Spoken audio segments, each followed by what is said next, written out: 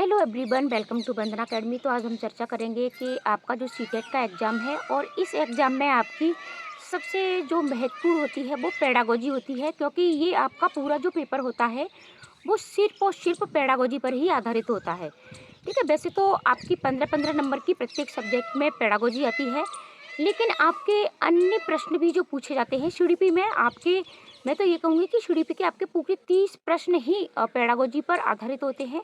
बाकी के आपके और भी प्रश्न होते हैं जो यानी आपके सिलेबस पर आधारित होते हैं, लेकिन इसके साथ-साथ वो भी पेडागोजी पर ही आधारित होते हैं। ठीक है? तो एक बार आप अपनी पेडागोजी मजबूत करिएगा। एक बार आपकी अगर पेडागोजी मजबूत हो जाती है तो सीटेट पास करने में आपको कोई भी मुश्किल नहीं होती है। अब ये आपको पेडागोजी किस तरीके से मजबूत करनी है, पेडागोजी के आप पूरे-पूरे नंबर किस तरीके से ला सकते हो, तो इस सब पर चर्चा होगी। और तो वीडियो के लास्ट तक आप अवश्य बने रहें। देखो, कुछ पॉइंट हैं जो मैं आपको बताऊँगी, उससे क्या होगा कि आपकी पेडागोजी मजबूत होगी।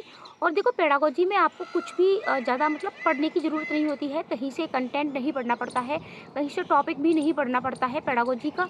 ये सिर्फ़ और सिर्फ़ समझ का खेल है और ये समझ आपको किस तरीके से विकसित करनी है, ठीक है? तो वीडियो के मतलब वीडियो को आप लास्ट तक अवश्य देखें। क्या होता है कि शुरुआत में ही और आप धैर्य के साथ वीडियो नहीं देखते हैं, लास्ट तक नहीं देख सकते हैं, तो कुछ चीज़ें छूट जाती हैं, ठीक है? तो सबसे पहला पॉइंट होता है आपका पेडागोजी में कि पेडागोजी पर पकड़ बनाने के लिए आपको टैग वर्ड्स अवश्य आने चाहिए, और टैग वर्ड्स पर वीडियो भी दी जा चुकी है, आप वहाँ से देख सकते हो, जहाँ से आपको अच्छा लगे। जिसकी भी वीडियो आपको अच्छी लगती हो, जिसका चैनल अच्छा लगता हो, आप वहाँ से देख सकते हो। ठीक है, मैं ये नहीं कहूँगी कि आप हमारी वीडियो देखें, लेकिन टैग वर्ड्स आपको अवश्य आने चाहिए। आपको प्रत्येक सब्जेक्ट के टैग वर्ड्स अवश्य आने चाहिए। देखो, पेडागोजी जो होती है वो टैग वर्ड्स पर ही आधारित होती है, नेगेटिव पॉजिटिव पॉइंट जैसे। और एक चीज़ मैं आपको और बता दूँ कि लास्ट में मैं आपको 5 प्रश्न पेडागोजी के सॉल्व करके दिखाऊँगी, ठीक है? 5 प्रश्न आपको सॉल्व करके दिखाऊँगी कि किस तरीके से आपको पेडागोजी के प्रश्नों को सॉल्व करना है। यानी आपने भले ही बिल्कुल भी नहीं पढ़ा है, लेकिन आप किस तरीके से पेडागोजी के प्रश्नों को सॉल्व कर पाओगे, तो बाद में मैं आपको इन्हें सॉल्व करके भी 5 प्रश्नों को बताऊँगी पेडागोजी के। तो देखो, सबसे पहला पॉइंट तो आपका नेगेटिव पॉजिटिव ही हो गया। आपको बच्चे के साथ जाना है प्रत्येक चीज़ में, ठीक है? यानी सीटेट आपका बाल केंद्रित ही होता है। आपको प्रत्येक चीज़ में बच्चे के साथ जाना है, शिक्षक केंद्रित नहीं होनी चाहिए। बच्चा किस तरीके से सीखता है, ठीक है? जहाँ भी बात आपको बच्चे की सिखाने की होती है, चाहे आपकी भाषा हो, चाहे ईवीएस हो, ठीक है? चाहे मैथ हो, चाहे आपकी सीडीपी में अधिगम हो, ठीक है? यानी आपको बच्चे को सिखाना है।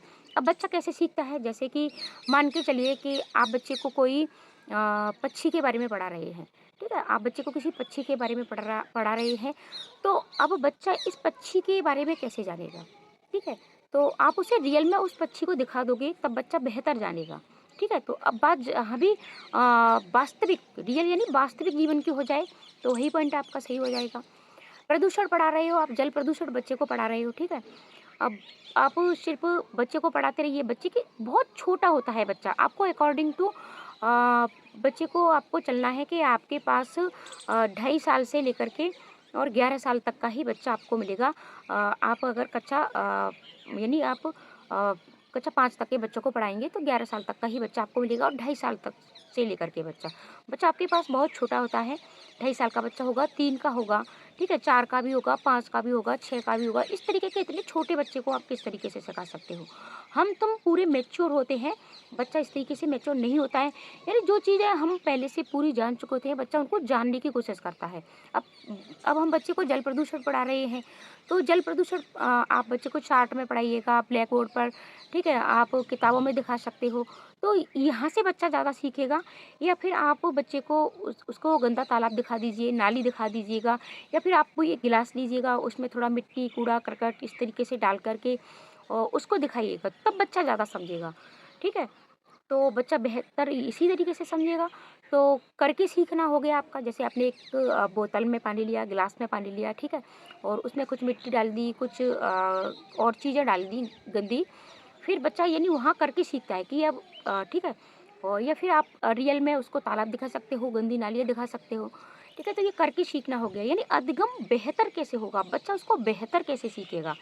और जो भी ऑप्शन ऑप्शन आपका बेहतर हो, यानी बच्चा किस तरीके से सीखता है, वहाँ आपको जो भी थिंकिंग करनी है, ठीक है, जो भी आपको सोचना है वो अपने हिसाब से नहीं सोचना है, आपको बच्चे के अकॉर्डिंग सोचना सोचना है, बच्चे के अनुसार सोचना है कि इस जगह अगर एक छोटा बच्चा है तो वो किस तरीके से सीखेगा, ठीक है। और पेपर सेकंड में तो थोड़ा-सा आपका बच्चा 11 से 15 साल का हो जाता है, इससे ज़्यादा बड़ा बच्चा आपको नहीं मिलेगा, ठीक है। तो बच्चा किस तरीके से इसको सीख सकता है और आपको ये सारी चीज़ें देखो, सीडीपी को कॉन्सेप्ट अगर आपने जीन पियाजे, कोहलबर्ग और वाइगोत्स्की को सीख लिया है, जैसे जीन पियाजे ये आपने देखा होगा कि उन्होंने जो संज्ञानात्मक विकास दिया है, बौद्धिक विकास, तो उन्होंने बिल्कुल इसको छाँट के दिया है कि 0 से 2 वर्ष का बच्चा क्या-क्या सीख सकता है, ठीक है? 2 से 7 वर्ष का बच्चा क्या-क्या सीख सकता है और 7 से 11 का बच्चा की यानी सोचने की कितनी क्षमता होती है और जब 11 से ऊपर हो जाता है तो वो अमूर्त चिंतन भी करने लगता है, ठीक है? ये सारी चीज़ें आपको आनी चाहिए, नेगेटिव पॉजिटिव पॉइंट आपको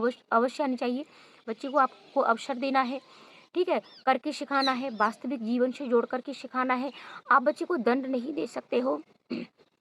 बच्चा किस तरीके से सीखता है, ये सारी चीज़ें आपको सिखानी है, ठीक है? और आप बच्चे को ज़्यादा से ज़्यादा अवसर दीजिएगा और उसके यानी शिक्षण के प्रति रुचि जागृत करनी है आपको बच्चे के प्रति, ये सारी चीज़ें हैं और ये आपको नेगेटिव पॉजिटिव पॉइंट में मिल जाएँगी।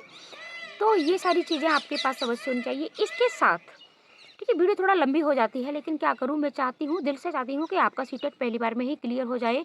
ये कुछ गलतियाँ हैं जो हमसे होती हैं और फिर वहाँ जा कर के हमारा सीटेट फेल हो जाता है। देखो 75 नंबर की आपकी पेडागोजी आती है मान के चलिए, तो इन 75 नंबर में से आप 70 नंबर आसानी से ला सकते हो। पेडागोजी में कोई भी कॉन्सेप्ट पढ़ने की ज़रूरत नहीं होती है, ठीक है? ये सारी चीज़ें होती हैं। तो अब इसके लिए आपको क्या करना है, इसके लिए आपको ज़्यादा से ज़्यादा प्रैक्टिस भी लगानी है और प्रैक्टिस आपको पूरे पीवाईक्यू की मत लगाइए, सिर्फ़ और सिर्फ़ आप पेडागोजी के प्रश्नों को लीजिएगा, ठीक है? आप क्या करिएगा कि आप अगर सिर्फ़ और सिर्फ़ पेडागोजी के प्रश्नों को लेते हो तो पेडागोजी पर थोड़ा-सा पकड़ बन जाती है। आप पूरा प्रैक्टिस तो लगाना ही है, लेकिन आप 1 या 2 दिन ये कर सकते हो कि ठीक है, आपने जैसे ईवीएस के सिर्फ़ 15 प्रश्नों को लीजिएगा, सिर्फ़ और सिर्फ़ पेडागोजी वाले प्रश्नों को और उनको सॉल्व करिएगा और फिर उन प्रश्नों को सिर्फ़ एक बार सॉल्व नहीं करना है आपको, ठीक है? 2-3 बार रिपीट करिएगा उन्हीं प्रश्नों को। इस तरीके से इसी तरीके से हिंदी के पेडागोजी के प्रश्नों को लीजिएगा 15 प्रश्न। बाकी के 15 प्रश्न आपके पैसेज से आते हैं, उनको आप छोड़ दीजिएगा। सिर्फ़ और सिर्फ़ आपको पेडागोजी के प्रश्न लेने हैं। आप कोई भी पीवाईक्यू ले लीजिएगा और प्रीवियस ईयर्स की जितनी भी पीडीएफ हैं सारी टेलीग्राम पर पड़ी हुई हैं, अगर आप चाहें तो वहाँ से डाउनलोड कर लीजिएगा और फिर वहाँ से आप सिर्फ़ और सिर्फ़ पेडागोजी के प्रश्नों को देखिएगा और उनको भी आपको 2-3 बार रिपीट अवश्य करना है, ठीक है? यानी उन 15 प्रश्नों को 2-3 बार करिएगा। आप रिपीट भी देखो इस तरीके से कर सकते हो, एक बार में ही आप 2-3 बार कर सकते हो या फिर आप आज आपने कर लिया, उन्हीं 15 प्रश्नों को आप कल कर लीजिएगा, उन्हीं 15 प्रश्नों को आप परसों कर लीजिएगा, ठीक है? इस तरीके से आप कल कर सकते हो।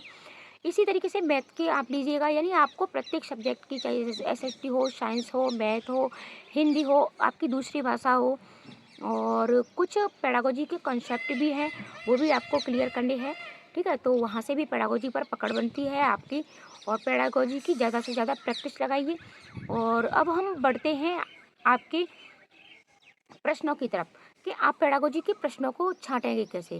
देखो पेडागोजी क्या, मैं तो ये कहूँगी कि आप पूरे धैर्य के साथ ज़्यादा से ज़्यादा प्रैक्टिस लगाइएगा, रिवीजन करिएगा और नेगेटिव पॉजिटिव पॉइंट अवश्य सीखिएगा। देखो एनसीईआरटी और नेगेटिव पॉजिटिव पॉइंट, ये 2 चीज़ें और इसके साथ-साथ आपकी प्रैक्टिस, ये चीज़ें आपको सीटेट अवश्य पास कराती हैं। और ईवीएस के प्रश्नों को आप देख सकते हो कि अगर आपने जैसे ईवीएस है, ईवीएस के जो पेडागोजी के प्रश्न होते हैं उनकी आप प्रैक्टिस कर लीजिएगा, वहीं से क्लियर हो जाते हैं। लेकिन आपके बाकी के जो सिलेबस के अकॉर्डिंग आते हैं, एनसीईआरटी बुकों से आपके जो प्रश्न पूछे जाते हैं, उसके लिए आपको एनसीईआरटी अवश्य पढ़नी पड़ेगी। इसी तरीके से सीडीपी के आपकी पेडागोजी है तो पेडागोजी की प्रैक्टिस से ही आपकी पेडागोजी हो जाती है। तो इसके लिए और बाकी के प्रश्नों को आपको सिलेबस आपको देखना पड़ेगा। तो इस तरीके से आप प्रैक्टिस लगाइएगा प्रश्नों को। चलो हम देखते हैं कि किस तरीके से आप प्रश्नों को छाँट सकते हैं। वीडियो के लास्ट तक आप अवश्य बने रहें। मिलते हैं ऐसे ही अन्य वीडियो में। डेली आपको वीडियो मिलती रहती है, चैनल को सब्सक्राइब भी कर लें। पहले हम प्रश्नों को सॉल्व करते हैं।